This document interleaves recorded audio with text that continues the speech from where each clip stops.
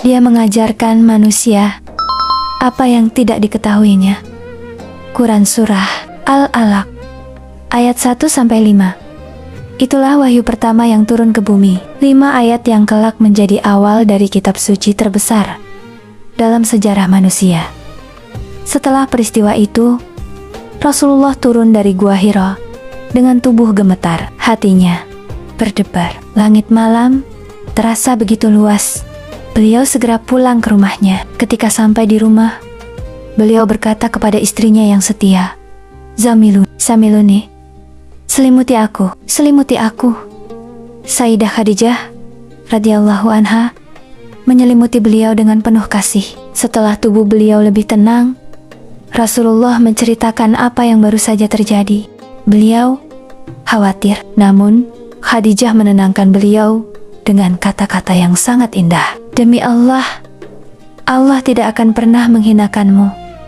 Engkau menyambung silaturahmi, membantu orang lemah, memuliakan tamu, dan menolong orang yang tertimpa musibah. Sejak malam itu, wahyu mulai turun kepada Rasulullah, perlahan, bertahap, selama 23 tahun kurang lebih. Bertahun-tahun kemudian, ketika Rasulullah telah hijrah ke Madinah, kisah malam itu masih sering beliau ceritakan kepada para sahabat. Para sahabat mendengarkannya dengan penuh kekaguman. Mereka sadar, semua yang mereka pelajari hari ini, semua ayat yang mereka baca, semua petunjuk yang membimbing hidup mereka, bermula dari malam sunyi di Gua Hira itu.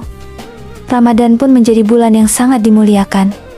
Bukan hanya karena puasa, tetapi karena di bulan inilah wahyu pertama menyentuh bumi.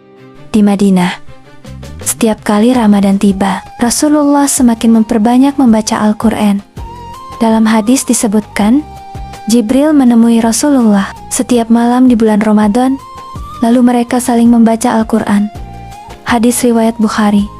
Malam-malam Ramadan di Madinah pun dipenuhi bacaan Al-Quran. Masjid Nabawi bergema dengan ayat-ayat wahyu.